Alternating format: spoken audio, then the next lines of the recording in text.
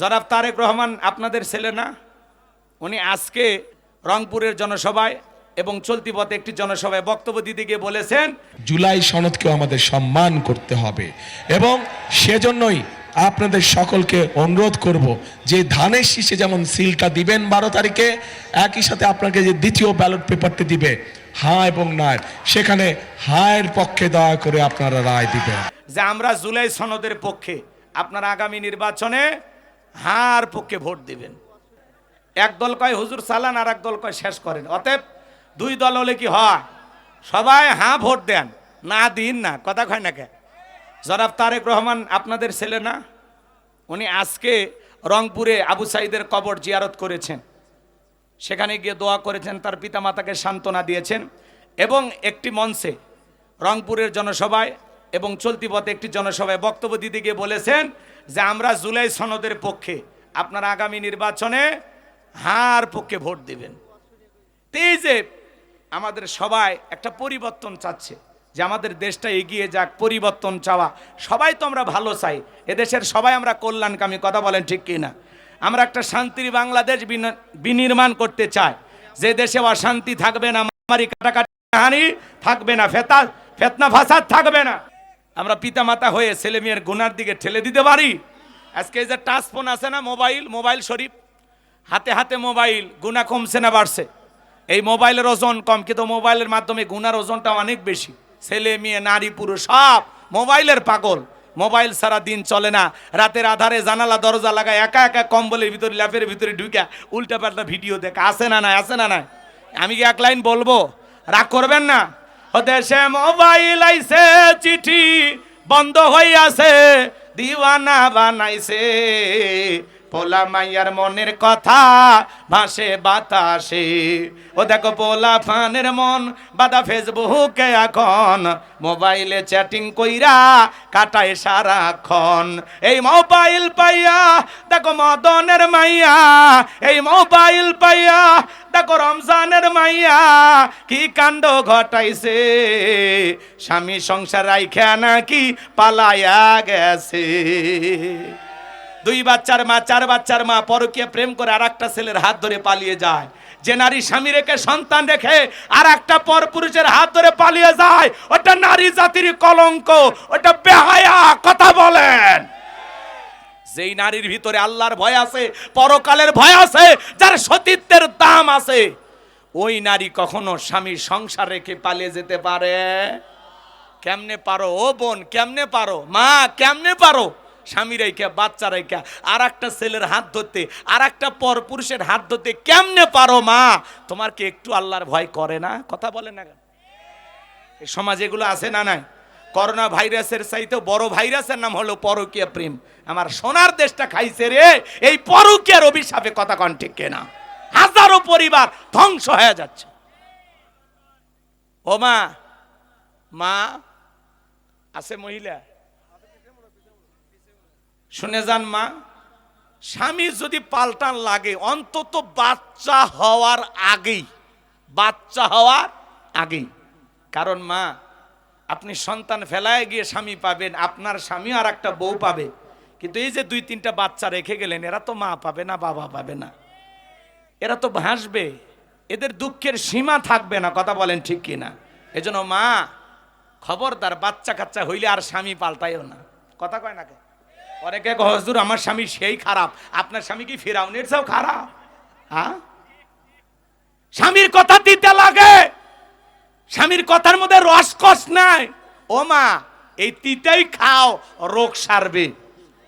পরপুরুষের কথা মিষ্টি লাগে, বেশি মিষ্টি খুঁজো না, ডায়াবেটিস বাড়বে। কথা কন ঠিক না? পরপুরুষ 2 দিন মিষ্টি কথা বলবে, ওই ছেলের সাথে বিয়ে করে দেখো, 2-1 বছর সংসার করো, এমন জায়গায় মারবে লজ্জায় ডাক্তারকে বলতে পারবি না। কথা কন ঠিক না? আমার স্বামী খারাপ। কয়টা স্বামীর সাথে বিয়ে হয়েছে? 71 সাল থেকে আজ পর্যন্ত কয়বার বিয়ে হয়েছে?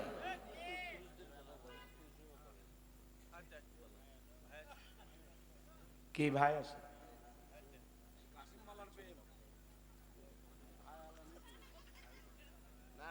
রাগ করতেছেন নাকি আপনারা? এই শেষের দিকে যাচ্ছি, আর বিরক্ত করব না। তাহলে বলেন, এই পরকীয়ার জন্য পুরুষ যেমন দাড়ি না, নাই ওই নারী নারী যেরকম দায়ী পুরুষ ওরকম দায়ী, কথা বলেন ঠিক কিনা? এক হাতে তালি বাজে না হাত দুইটা লাগে, কথা বলেন। এই যুবক, এই যারা তোমরা বিয়ে করছো, তোমার স্ত্রীর সাথে যদি কেউ পরকে প্রেম করে মাইনা নিবা? কথা কয় না, মাইনা নিবা?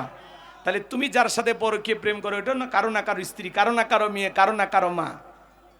খবরদার, একটা নারীর স্বামী আছে, এরপরে যদি ওই নারীর প্রতি তোমার প্রেম ভালোবাসা জাগ্রত হয়, তোমার রুচি হিরো আলমের চেয়েও খারাপ, কথা কন ঠিক কিনা? আল্লাহ যুব সমাজকে হেদায়েত দান করুক, জোরে কোন আমিন।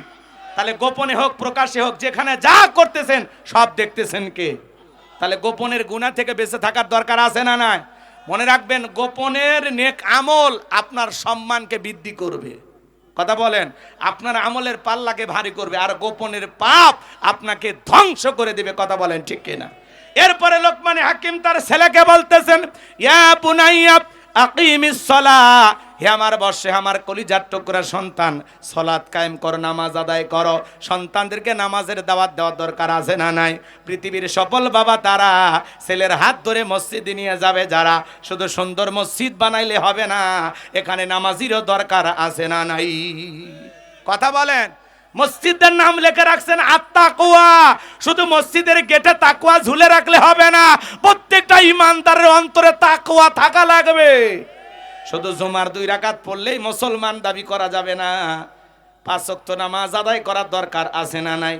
একটা পরিবারে 5-6 জন সদস্য সবাই যদি নামাজ পড়ে, ভালো লাগে না, খারাপ লাগে? এই জন্য লোকমান হাকিম বলতেছেন, ইয়া বুনাইয়া আকিমিস সালাহ, হে আমার বর্ষ, হে আমার কলিজার টুকরা সন্তান, সালাত কায়েম করো, সালাত কায়েম করো। নামাজ কায়েম করার দরকার আছে না না? 5 ওয়াক্ত সালাত আদায় করা নফল না ফরজ? এটা রবের বাধ্যতামূলক ওয়াদা। কারা কারা 5 ওয়াক্ত সালাত আল্লাহর ভয়ে মসজিদে গিয়ে জামাতের সহিত আদায় করবেন? একটু হাত তুলে দেখান তো সোনা ভাইয়েরা, কলিজার ভাইয়েরা, আমার হাত তুলে দেখান। আল্লাহ সবাইকে 5 ওয়াক্ত নামাজই বানায়া দাও, চিল্লা কোন আমিন, হাত নামান। এরপরে লোকমান হাকিম তার ছেলেকে বলতেছেন, ওয়ামরু বিল মারুফ, সৎ কাজের আদেশ দিবা, ভালো কাজের দিকে মানুষকে ডাকবা, নিজেও ভালো কাজ করব, মানুষকে ভালোর দিকে আহ্বান করব। এরপরে বলতেছে ওয়ানহা আনিল মুনকার, অসৎ কাজ থেকে নিজেকে বিরত রাখো, নিজে অন্যায় করব না, মানুষকে অন্যায় করতে দেব। গুনার কাজ দেখলে প্রতিহত করবেন, বাধা দেবেন। এলাকায় বক্স বাজায়, ডিগ ডিগ করে বক্স বাজায় গানের অনুষ্ঠান হয়, হয় না?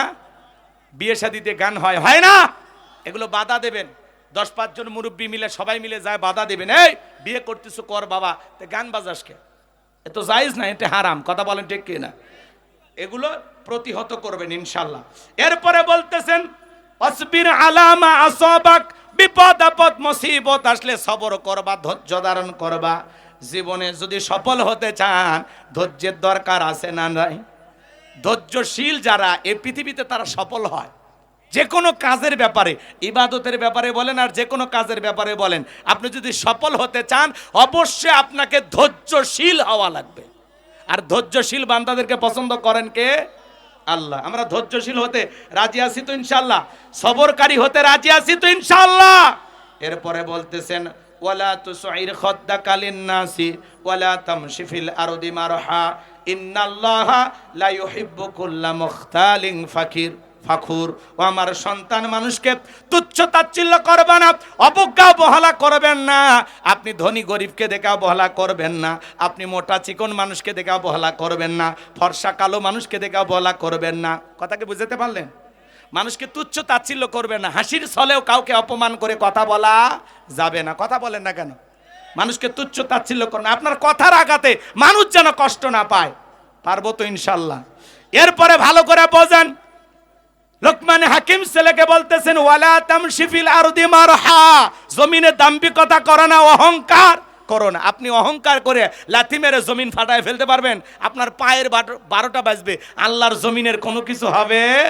এই জন্য এই জমিনে অহংকার করা যাবে না। যারা অহংকার করে আল্লাহ তাদেরকে পছন্দ করে না। রাত্রি 1টা বেজে গেছে ভাই, উঠতে উঠতে 11টা পার হয়ে গেছে। অনেক কথা বলার ইচ্ছে থাকলেও, হ্যাঁ 1টা পার হয়ে গেছে, ওটাই তো বললাম। 11টার পরে উঠে দিছেন, এখানে দেরি হয়ে গেল। হ্যাঁ ভাই, ওগুলো ঘটনা বলবে গেলেও তো আরো 30-40 মিনিট লাগুক। কি কথা, আল্লাহ। শোনেন শোনেন, আলহামদুলিল্লাহ আপনাদের আগ্রহ আছে। এই যে উনচুরকি না কি জানো না, শুনছেন শুনছেন? হ্যাঁ হ্যাঁ, এই জায়গায় 5ই ফেব্রুয়ারি আমার মাহফিল আছে। এটা হলো একটা মাদ্রাসার মাহফিল। যদি পারেন আপনারা আসবেন ইনশাল্লাহ। এলাকা আত্মীয় স্বজন থাকলে এখনই ফোন দেন, দিয়ে যোগাযোগ করেন যে 5ই ফেব্রুয়ারি আমরা আসতেছি। মুরগি টুরগি জব করে রেডি থাকুক নাকি খাওয়া। হ্যাঁ, এই যে উনচুরকি না কি নাম, হ্যাঁ হ্যাঁ, ওই গ্রামে আমার মাহফিল আছে। 5ই ফেব্রুয়ারি আসবেন, দেখা হবে ইনশাল্লাহ। আল্লাহ আজকের মাহফিলকে কবুল করেন। অনেক কথা বলার আছে, থামেন চাচা, একটু দোয়াটা করতে দেবেন। রাত 1টা বাজে, তাহাজ্জুদের সময়, আল্লাহ দোয়া কবুল করবেন। সবাই একটু বসেন, আমরা দোয়ার দিকে যাই। ভাতিজা, হ্যাঁ, আরে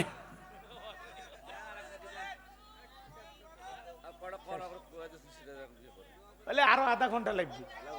আরে বস চাচা, তাও চলু।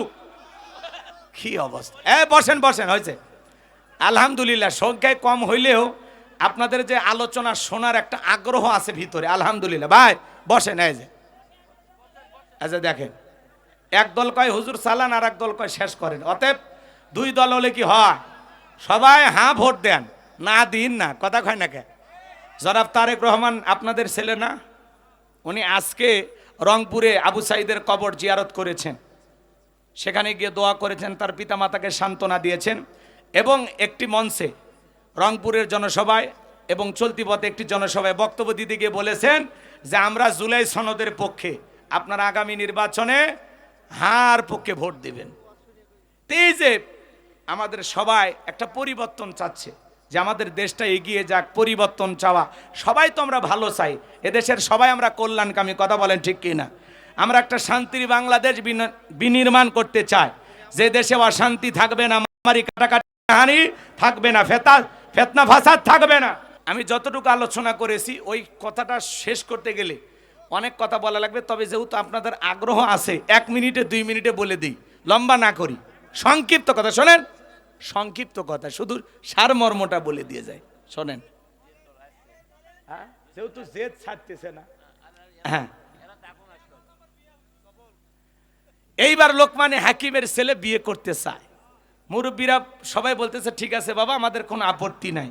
কিন্তু ওই যে একটা মুরব্বী আছে যে গাছের গোড়ায় বসেছিল, কথা মনে আছে? এইবার লোকমানে হাকিমের সন্তান ওই মুরব্বীর সাথে পরামর্শে বসে গেলেন যে মুরব্বী আপনি বলেন কি করা যায়। এইবার মুরব্বী ডেকে বলে, বাবা তুমি কি সত্যি বিয়ে করতে চাও? বলে হ্যাঁ বিয়ে করতে চাই। তাহলে শুনে নাও, জেনে নাও, বিয়ে যদি করতে চাও বাবা, আমার একটা কথা তোমার রাখতে হবে, তুমি বিয়ে করো, আমার কোনো আপত্তি নাই। কিন্তু বাসর ঘরে স্ত্রীর সাথে গল্প করো, আলাপচারিতা করো, কিন্তু খবরদার তোমার স্ত্রীর সাথে তুমি মিলিত হতে পারবা না। যখন তোমার স্ত্রী তোমার সাথে মিলিত হইতে চাইবে, তখন তুমি আমার কাছে আসবা, আমি তোমাকে একটা দায়িত্ব দেব, সেই কাজটা তুমি করবা। ওই দায়িত্ব পালন করার পরে আমি তোমাকে পরবর্তী কি করা লাগবে সেটা বলে দেব। এইবার লোকমানে হাকিমের ছেলের সাথে সেই ভয়ঙ্কর সুন্দরী নারীর বিবাহ হয়ে গেল। এইবার স্ত্রীর সাথে গল্প করতে করতে স্ত্রী যখন স্বামীকে কাছে পেতে চায়, ভালোবাসায় লিপ্ত হতে চায়, এইবার ওই যে মুরব্বীর কাছে চলে গেছে যুবক, যা বলে মুরব্বী এখন কি করা যায়? বলে এই যে একটা বদনা দিলাম, লোটা দিলাম, তোমার স্ত্রীকে বলবা যে তুমি যদি আমার সাথে মিলিত হতে চাও তাহলে এই বদনার ভিতরে তুমি পেশাব করবা। কি করবা? পেশাব করবা। এইবার স্ত্রী ওই বদনার ভিতরে পেশাব করে দিয়েছেন। লোকমানে হাকিমের সন্তানকে বলছে বাবা মুখটা ধরে আমার কাছে নিয়ে আসবা। এবার মুখটা ধরে মুরব্বীর কাছে নিয়ে গেছে। মুরব্বী এইবার বলতেছে বাবা তুমি তোমার স্ত্রীর সাথে মিলিত হতে পারো, আর কোনো সমস্যা নাই, আল্লাহু আকবার বলেন। এইবার পরের দিন সকালবেলা ওই যে 10টা লাশ যারা বাইর করছে, ডোম ডোম, বোঝেননি? এইবার যায় লোকমানে হাকিমের ছেলের পা ধরে বাসর ঘর থেকে টান মারতেছে। এইবার লোকমানে হাকিমের ছেলে ঘুমোর থেকে ওটাকে, কে রে? কয় দুলে ভাই আপনি বেঁচে আছেন? আল্লাহু আকবার কন। বলতেছে বেঁচে কেন আছি আমি নিজেও জানি না, জানে ওই মুরব্বী। কে জানে? এইবার মুরব্বীর কাছে যাওয়া হলো, মুরব্বী আপনি বলেন এর রহস্য কি? তখন বলতেছে বাবা তোমার স্ত্রীর পেটের ভিতরে কি ছিল তুমি দেখতে চাইলে আমার কাছে আসো। ওই যে বদনায় কি করছে? প্রস্রাব করছে। এইবার বদনার মুখটা খুলে দেখে বদনার ভিতরে দুইটা তাজা সাপ, বিষাক্ত সাপ ওর ভিতরে দৌড়েতেছে, ঘুরতেছে। তখন বলতেছে, বাবা এই যে দেখো, এই কারণেই প্রত্যেকটা স্বামী মারা গেছে। কিন্তু আমি কৌশল করে ওই যে সাপের মাথা ওইটা বদনার ভিতরে দিয়ে রাখছিল, আর এই সাপেরা বুঝতে পারতেছে এটা তো আমাদের জাতি ভাই, তাহলে এটা তো আমাদের জগৎ। কথাকে বুঝাইতে পারলাম তো? এই হলো মূল ঘটনা। এরপরে দ্বীপে যাওয়ার টাকা নিয়ে আসা, ওই দিকে আর না যাই, যতটুকু হয়েছে আল্লাহ কবুল করেন, জোরে বলেন আমির। আর সুলাইমান আলাইহিস সালামের যে কথাটা, সুলাইমান আলাইহিস সালাম ডেকে বলে, আব্বা সিন্ধুকে তিনটা জিনিস থাকবে। এক নাম্বার হলো একটা কিতাব, রাষ্ট্র কিভাবে পরিচালনা করা লাগবে একটা সংবিধান আছে না নাই? বাংলাদেশের সংবিধান লিখেছেন ডক্টর কামাল, কথা কন। আর এটা হলো আল্লাহর সংবিধান, কথা বলেন। 54 বছরে ডক্টর কামালের সংবিধানে শান্তি আসেনি। বাংলাদেশে শান্তি আসবে সেই দিন আল্লাহর কোরআন দিয়ে জমিনটা চলবে যেই দিন, কথা বলেন ঠিক কিনা? আল্লাহর বিধানে শান্তি, আল্লাহর বিধানে মুক্তি, কথা কি বুঝতে পারছেন? তো সুলাইমান আলাইহিস সালাম বললেন আল্লাহর পাঠানো সেই সিন্ধুকে একটা কিতাব থাকবে, একটা সহিফা থাকবে, কিভাবে রাষ্ট্র পরিচালনা করা লাগবে তার নিয়ম নীতি ওই কিতাবের ভিতরে লেখা থাকবে, বলুন আল্লাহু আকবার। 2 নাম্বার একটা চাবুক থাকবে। কি থাকবে? এই সমাজে যারা চুরি করবে, অপরাধ করবে, ওই চাবুক নিজে যায় শাস্তি দিয়ে আসবে। এই চাবুক চালানোর জন্য কোনো মানুষ লাগবে না, আল্লাহু আকবার কন। ওই রকম একটা চাবুক যদি এই জামানায় থাকতো, কে চুরি করছে ওই চাবুক নিজে যা শাস্তি দিয়ে আসতো, ওপর থেকে মার শুরু হইতো, কথা কন ঠিক কিনা? দুর্নীতি হয়েছে কিনা 16 বছরে দেখেননি? 11 লক্ষ কোটি টাকা দুর্নীতি করে ওরা বিদেশে নিয়ে গেছে। এক এক এমপি মন্ত্রীর হাজার হাজার কোটি টাকার গাড়ি বাড়ি, সম্পদের অভাব নাই, এখনো তারা আরামে এসে আছে, কথা কন নাকি আপনারা? যার শরীর চলতো না সেও বলতো পালাবো না, হারাবো না, পাইলেই গেছে। আছে এমপি মন্ত্রী আছে, কথা কন না কে? মন্ত্রীরা সব কোথায় গেল, এমপিরা সব কোথায় গেল, কোথায় কাদের কাকা, ওদের সারা দেশটা এখন লাগে ফাঁকা ফাঁকা, কথা কয় না? পালাবো না, পালাবো না, পালাবো না, যাই না তাদের দেখা, ওদের সারা দেশটা এখন লাগে ফাঁকা ফাঁকা। আইন মন্ত্রী আটকে গেল আইনেরই ফাঁকে, দাড়ি সারা দরবেশটারে ভণ্ড ভণ্ড লাগে। শুনেছি ভাই কত নেতা নেত্রী খাইতেছে ভাই ডান্ডা, বিচারপতি কালা মানিকের ফাটিয়েছে নাকি আন্ডা। এই বিচারপতি শামসুদ্দিন মানিক আল্লামা সাইদি হুজুরকে মৃত্যুদণ্ডের রায় দিয়েছিল, কথা বলে ঠিক কিনা? আমরা বলতে চাই ওই বিচারপতি মানিককেও মৃত্যুদণ্ডের রায় দিতে হবে। এরা আলেম ওলামার দুশমন, ইসলামের দুশমন, কথা বলে ঠিক কিনা? পলকের ঝলক গেল, পলকের ঝলক গেল, থামিয়ে নেটের চাকা, ওদের সারা দেশটা এখন লাগে ফাঁকা ফাঁকা। থাক বলবো না, মেলা রাত বাদ দেন। ওই চাবুক শোনেন, ওই চাবুক দিয়ে কি হইতো? যে চুরি করতো চাবুক নিজে শাস্তি দিয়ে জায়গার চাবুক জায়গায় ফেরত আসতো, আল্লাহু আকবার কন। আর 3 নাম্বার ডেকে বলে আব্বা, ওর ভিতরে একটা আংটি থাকবে, এই আংটি যার হাতে থাকবে মানব দানব জিন ইনসান সকলেই তার হুকুম মানতে বাধ্য, বলুন আল্লাহু আকবার। ওয়া আখিরি দাওয়ানা আলহামদুলিল্লাহি রাব্বিল আলামিন। বাজান আর কিছু বলবেন? কিছু বলার নাই ভাই, কিছু বলার নাই? আল্লাহুম্মা আমিন। রব্বানা যালামনা আনফুসানা ওয়া ইল্লাম তাগফির লানা ওয়া তারহামনা লানাকুনান্না মিনাল খাসিরিন। গাবতলী পদ্মপাড়া মসজিদে আর রহমানের উদ্যোগে ৪র্থ অধিবেশন ওয়াজ মাহফিলের শ্রোতাবাদন সভাপতি জনাব আলহাজ মোহাম্মদ মাহবুবুর রহমানকে কবুল করেন, জনাব মাওলানা মোহাম্মদ মাহাদি হাসানকে কবুল করেন, উদ্বোধক জনাব মোহাম্মদ হেলালুজ্জামান তালুকদার লালুকে কবুল করেন, প্রধান অতিথি জনাব মোহাম্মদ রেজল করিম বাদশাকে আল্লাহ কবুল করে নেন। প্রধান পৃষ্ঠপোষকতায় আল্লাহ তোমার গোলাম জনাব আতিকুর রহমান রোমান ভাইকে আল্লাহ কবুল করে নেন, তার হায়াত বাড়ায় দেন, তাকে সুস্থ রাখেন, ভালো রাখেন। তার জনম দুঃখিনী মা কবরে চলে গেছে, আল্লাহ তার মায়ের কবরটা জান্নাতের বাগান বানায়া দাও। তার পরিবারের আত্মীয় স্বজন যারা কবরে চলে গেছে মাফ করে দেন, কবরগুলো জান্নাতের বাগান বানায়া দেন। জনাব আতিকুর রহমান রোমান ভাইকে আল্লাহ কবুল করে নেন। বিশেষ অতিথি যাদের নাম আছে কবুল করেন, বর্ণ অতিথি বিরুদ্ধে আমন্ত্রণ অতিথি যাদের নাম আছে কবুল করেন। শেখ মোহাম্মদ আব্দুল্লাহ আল মামুন সালাফিকে কবুল করেন। হযরত মাওলানা মুফতি আতাউল্লাহ নিজামী হুজুরকে আল্লাহ কবুল করে নেন। আল্লাহ মাগরিব থেকে পর্যন্ত যত আলেম ওলামা কথা বলেছেন কোরআন এবং হাদিসকে সামনে রেখে আল্লাহ প্রত্যেকটি কথার উপরে বক্তা শ্রোতা সবাইকে আমল করার তৌফিক দিয়ে দেন। রব্বুল আলামিন জনাব ইঞ্জিনিয়ার মোহাম্মদ মাহমুদুন নবী বিপ্লব সাহেবকে আল্লাহ কবুল করেন। আল্লাহ তোমার গোলাম সারা দেশে তার সুনাম সুখ্যাতি, সকলে মানুষ তাকে চিনেন, শ্রদ্ধা করেন, সম্মানে করেন। আল্লাহ আল্লাহ তোমার এ গোলামের সম্মান মর্যাদাকে আরো বাড়িয়ে দাও। আল্লাহ তার মেধা যোগ্যতাকে আরো বাড়িয়ে দাও। আল্লাহ তাকে জ্ঞানী মানুষ হিসেবে কবুল করে নাও। রব্বুল আলামিন তিনি এ দেশের মানুষের জন্য যেভাবে সেবাহীন ভাই যোগাযোগ করে আল্লাহ আজকের প্রোগ্রামটি রেখেছেন, আল্লাহ তাদের হায়াত আপনি বাড়ায়া দেন। আব্দুর রহিম ভাইয়ের উপর খাস রহমত বরকত নাজিল করেন। আল্লাহ তার পরিবারের উপর খাস রহমত বরকত নাজিল করেন। আতিক শাহাদতকে কবুল করেন। ভাগিনা শেখ আবু ইউসুফকে আল্লাহ দিনের জন্য কবুল করে নেন। দূর দূরান্ত থেকে যত নারী পুরুষ কোরআনের কথা শোনার জন্য ছুটে এসেছেন, আল্লাহ সবাইকে কবুল করে নেন। সূরা লোকমানকে সামনে রেখে আমি যতক্ষণ আলোচনা করেছি আল্লাহ প্রত্যেকটি কথার ওপরে আমল করার তৌফিক দেন।